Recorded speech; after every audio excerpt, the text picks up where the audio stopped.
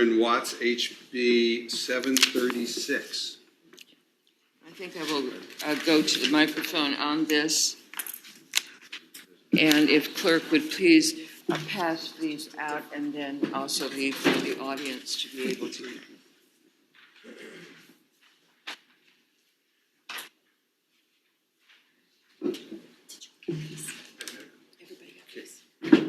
Thank you, Mr. Chairman.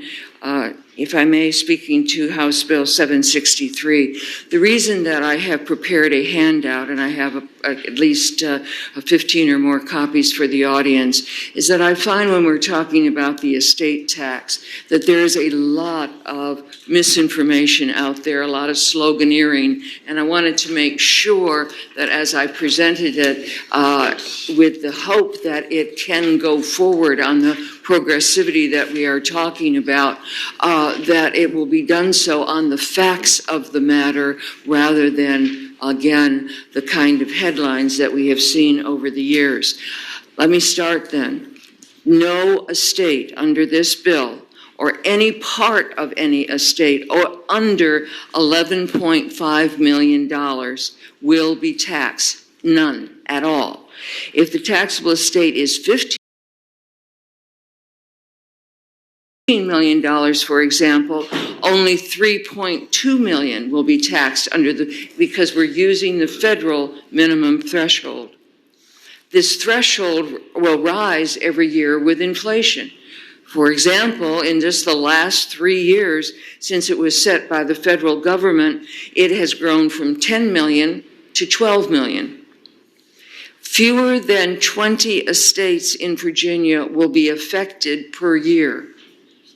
Nationwide, where we have better figures, about 2,000 estates per year are currently liable for the federal estate tax. I know from all the years that I've worked on this, when the threshold was at $5 million, that we were looking at fewer than 30 estates in Virginia. So the estimate of fewer than 20, I believe, is a sound estimate. It does not apply to closely held businesses or farms.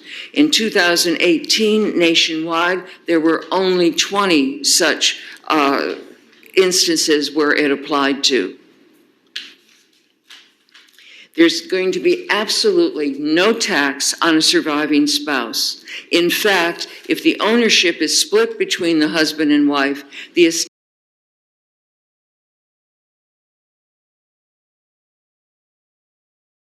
tax could only be on amounts over $23 million. So while the threshold was increased, the estate tax stayed in place both under the Bush 2010 tax plan and the 2018 Republican-controlled tax reform that we just have been dealing with. Why? Why has the federal estate tax survived even under major Republican-controlled tax reform? The reason is that the estate tax is the only way to tax the capital gains of the very rich, that every other taxpayer of more modest means pays.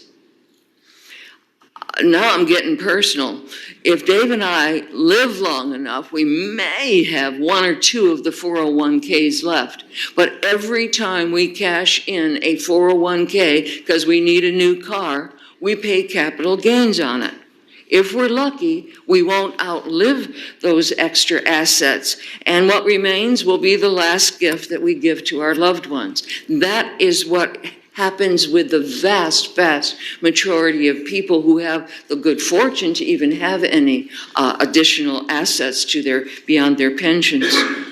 However, any asset passed on at death is inherited at the asset's current value. No one will ever pay the capital gains tax on the increased value since the asset was attained. For the very rich, this loophole becomes a very large inequity for the literally 99.9% of the other Virginia taxpayers. Because the tax is only on the amount over the exclusional limit, the effective federal estate tax rate is substantially lower than the statutory rate of 40%. For example, an estate worth $15 million will only pay the estate tax on $3 million, or about 1/5 of its total assets, and therefore the rate's in the neighborhood of about 8%. The capital gain rate for everybody else is typically at 15%, sometimes as high as 20%. The fiscal impact statement for HB 763 estimates that this capital gains loophole allows the very rich 0.1% of Virginia taxpayers to escape paying well over $50 million a year. Members of the committee, I would submit that this is a very important step to take on the issue of the lack of progressivity of our tax system that has been addressed on several of the bills that you've heard this morning.